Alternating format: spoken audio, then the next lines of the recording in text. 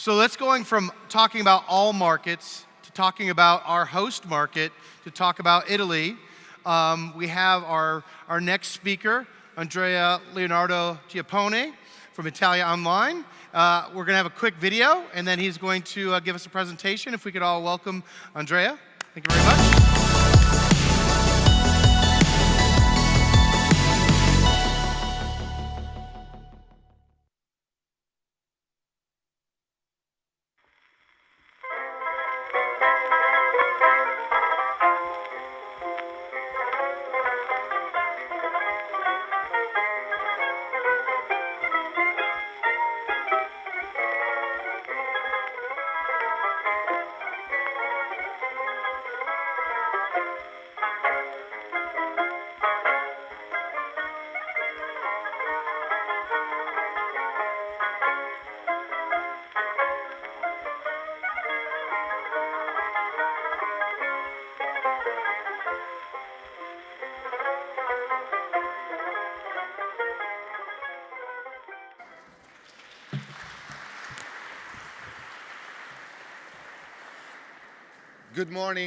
Good morning everybody, and please accept my very warm welcome to Italy and to Milano.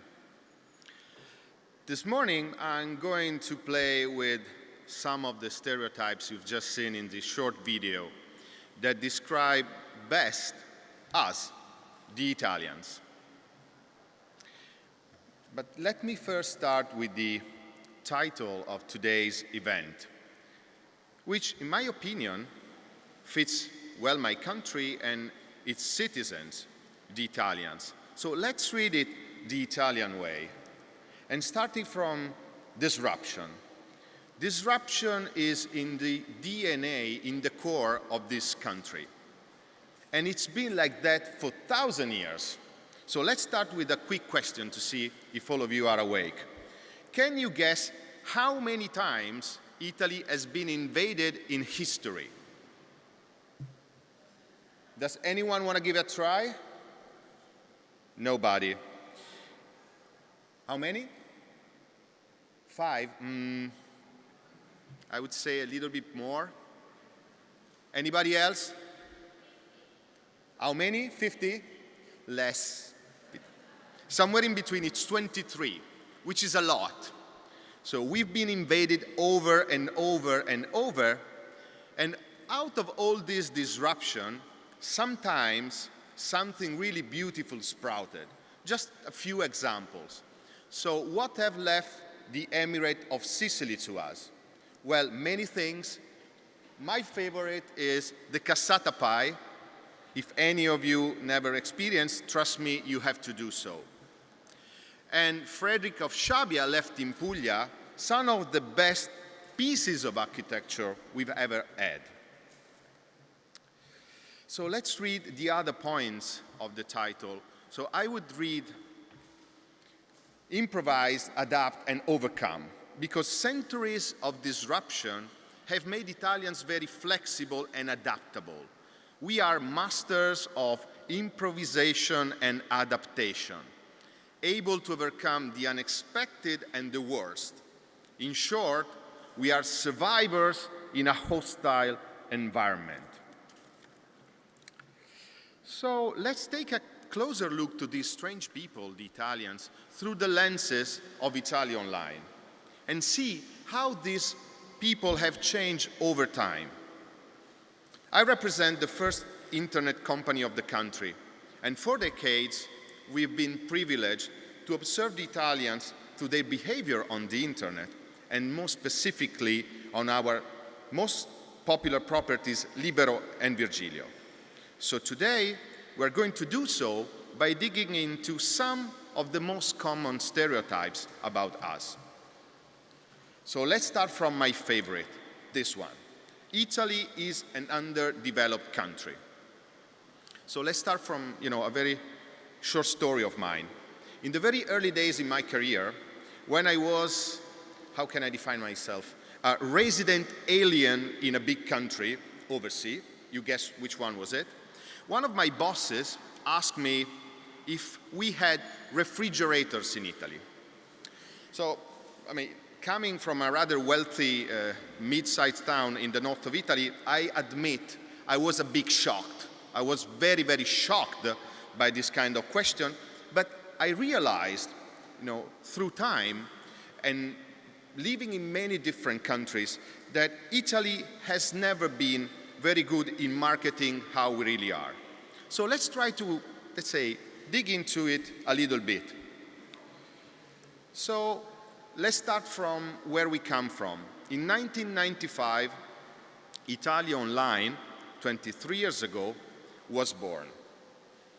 And initially, the first need of Italians were having a connection and a guide. And we provided them, both of them. Was it all? No, it wasn't. And there is much, much, much more. So just a couple of examples.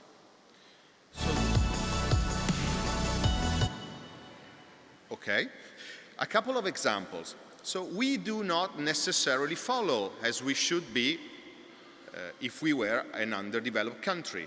So Arianna was the first Italian search engine and was launched 3 years before Google hit the market. The Jumbo Mail is a service which allows users to send big attachments, and it was launched 4 years before similar services were created. And finally, Libero Video. Libero Video was launched in Italy in the same moment YouTube was launched in the US. So what can we say after seeing this? In my opinion, 3 things. The first thing is that we definitely love to experiment. The second thing is that we are thrilled by technology. And the third is that we are very, very early adopters and open to innovation. So let's move to another stereotype. Italians love to talk. And I have to say that this is very, very true. So let's see, for example, how we like to chat and write. We like to do so a lot. Email, for example, it's the business of the company I work for. Italians fell in love with email immediately.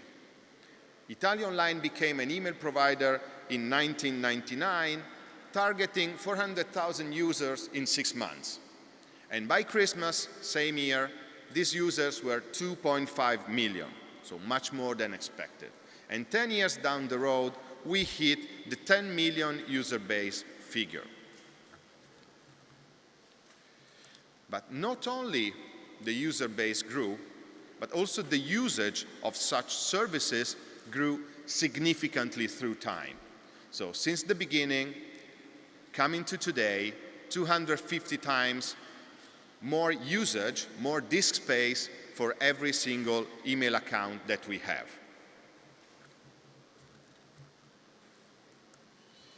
Italians love to talk and love to talk among friends.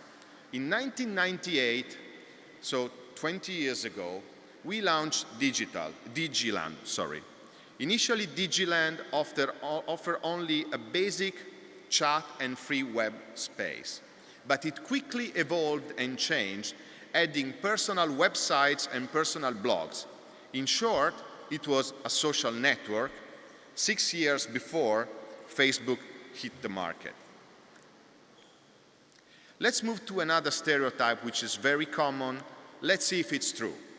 Italian Casanovas. Well, I like to believe it's true, but let's see if there is something in our history, in our company history, that makes the point. In 2001, on Valentine's Day, we launched the first dating community in Italy, Cupido. And it reached 85 million page views a day in a very, very short time. And Cupido brought love and friendship into the Italian internet.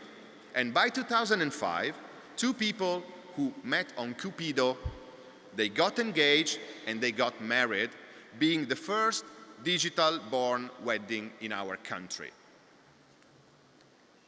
So let's move to another stereotype, which is quite common globally. Italians, pizza and pasta. So is it true? I would say true, but half true. So let's see. We have definitely an interest in food. We like it, and above all, we like to learn how to cook it well. And we speak a lot about food, recipes, and cooking. We have a property, buonissimo, which means very good in Italian, which is a recipe directory. So I have to say that pizza doesn't rank even in the top 30 in terms of researches, while spaghetti alla carbonara, and for each of you who've never experienced those, I urge you to do so when you're here in Milano. Spaghetti alla carbonara is the most popular food research on buonissimo. So let's move to another more business-related stereotype, Italians and mobile phones. Yeah, this is definitely confirmed. Italians and mobile phones, it was love at first sight. Since the day when the very first prepaid SIM card was launched in 1996. You know, how can we actually resist the temptation of yelling our most intimate secrets while in the middle of a big crowd? This is what mobile phone is about, right? So let's see a few figures. Back in 2004, Italy reached the first saturation threshold with 57 million lines. Smartphones were even a bigger love, much bigger love.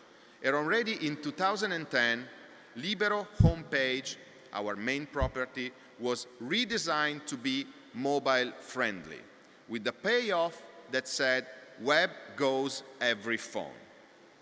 As of today, more than 50% of our traffic comes from mobile phone and connected devices, and it is growing very, very fast. Let's go back to a less business-related stereotype, but probably one of the most true. Are we all the same? No, but we look into our archives, it's 23 years history, and see if we could find some proof that our English is actually excellent. Few examples. I read it for you. Scuse mai, I don't want receive your message. This is brilliant, I think. Why I don't interest, thank you for your understanding. This one is also very good. And excuse for my English, bye-bye. Because this message, I am no handstand English. Handstand comes again, we like it a lot. But this is my favorite actually, which is por favor, message in Italian, okay? So definitely we can say that Italian do great with foreign languages. That's my call at least.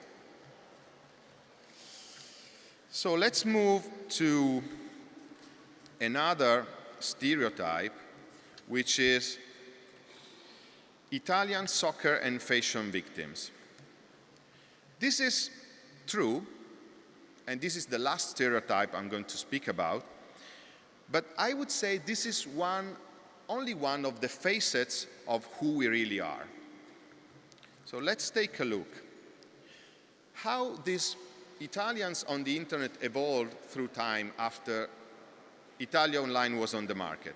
In the early 2000s, a new phase began because while in the early days, the basic needs were for connectivity, going forward, when such needs were satisfied, the need for real-time news became prevalent, became the most important.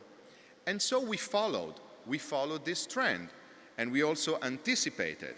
So Virgilio, one of our main properties and the most editorial one, was the first, for example, to publish the breaking news about the Concorde crash in 2000. And more than 50% of the Italians that were online back then learned about 9/11 attacks on Virgilio. And after real-time news, it came the moment for user-generated content. So immediately after, Libero blog, a news section created using user-generated content, was launched already in 2005. So what I hope is that this quick journey through some of the stereotypes make the point that these strange people in Italy are definitely early adopters and technology savvy. There was, however, a big turning point in history where this evolution showed a neat cut, a clear difference in the patterns that Italians use to consume contents and services online. This was the big financial crisis that hit Europe and the globe very recently. And for us, after 50 or more years of expansionary monetary policy and 2 decades of enduring optimism of the Berlusconi government, we had to face reality. And unfortunately, reality was ugly. I would wrap it up by saying that for us, it was the end of the world as we knew it, and unlike the R.E.M. song, we did not feel fine at all. So the big crisis brought an unprecedented level of uncertainty into people's souls. And despite Italian families being wealthy, it was the very first time in our history, or recent history, in which we started thinking that children would probably be worse off instead of better off than their parents. So this mind shift was fundamental, and it was clearly reflected in the way people use our services and consume our contents. I would say that 3 main macro trends came out.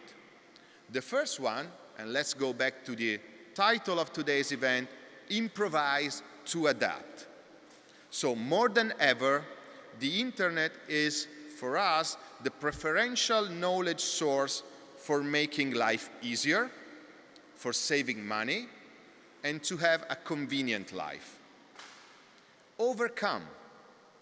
Learn from the experts.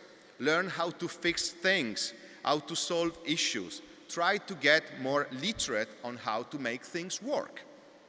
And thirdly, since reality got ugly, let's find some beauty and gratification for the ones who count the most, which is ourselves and our loved ones. So this is the rise of the feel-good contents in Italy. So we have changed. We've just said we have changed. So let's see in practice some examples of contents that got into the very top of attention of our consumers. For example, how do I save on a mortgage? How can I save on car insurance? Will I ever retire? Will I have a living out of my pension? How can I stay healthy? How can I best indulge? So again, these 3 macro trends were reflected in the contents that people consume on our properties. So less and less breaking news, more and more how-to and useful content.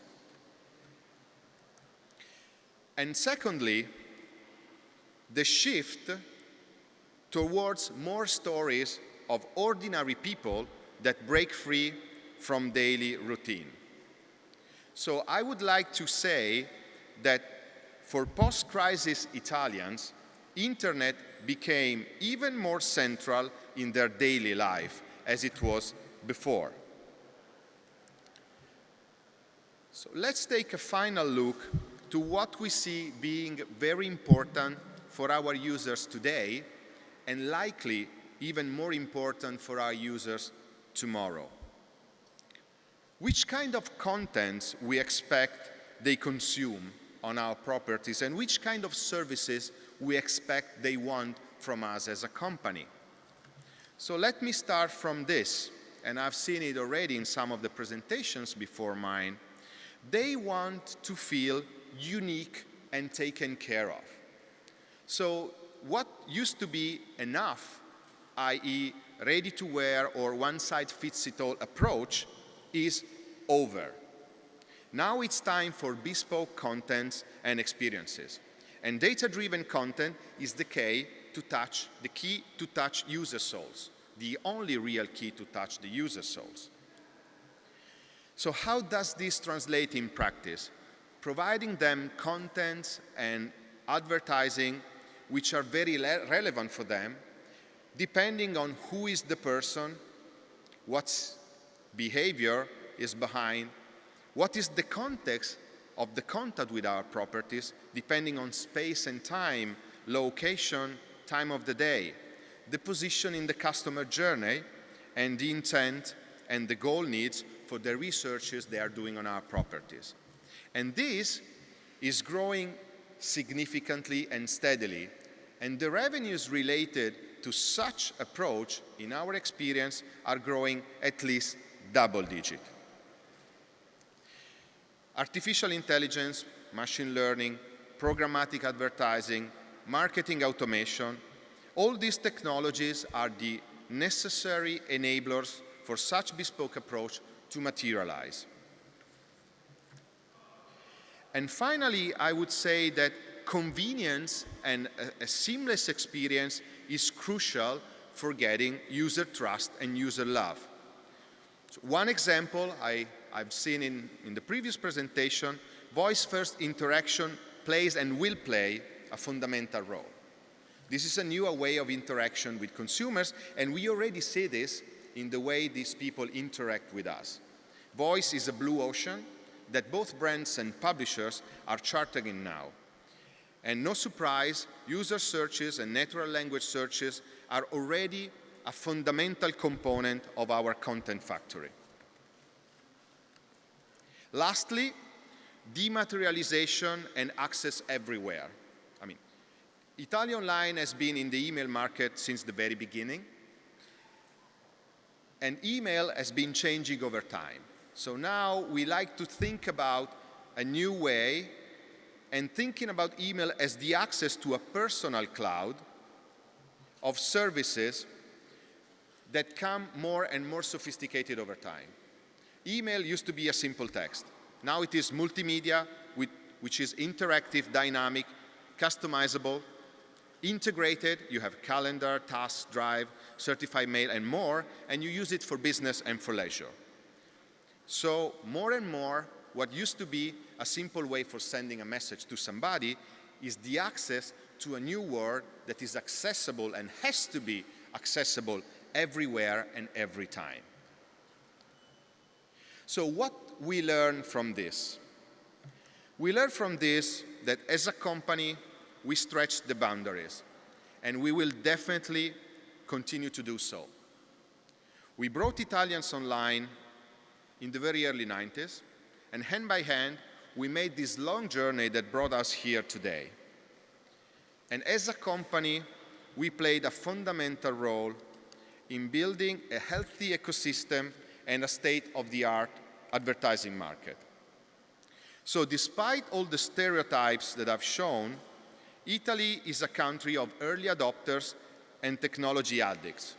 So against all odds, in my opinion, Italy is definitely a place to be, and more, a place to be for people who believe in technology and look for a fertile ground for innovation. Let me close my presentation with the last stereotype for today. Italians are mama's boys. Yeah, this is definitely true. I'm happy to be, and I'm sure this is likely to continue so. But kids are evolving, mamas are evolving, and families are evolving too. Well, once we used to say that moms cannot have mustaches. Well, I would say that internet has been a driving force for freedom of speech and expression. And as the first Italian internet company, we've been and we will continue to support Italian in adding more colors to the painting. Every day more colors than yesterday and less colors than tomorrow. Thank you very much.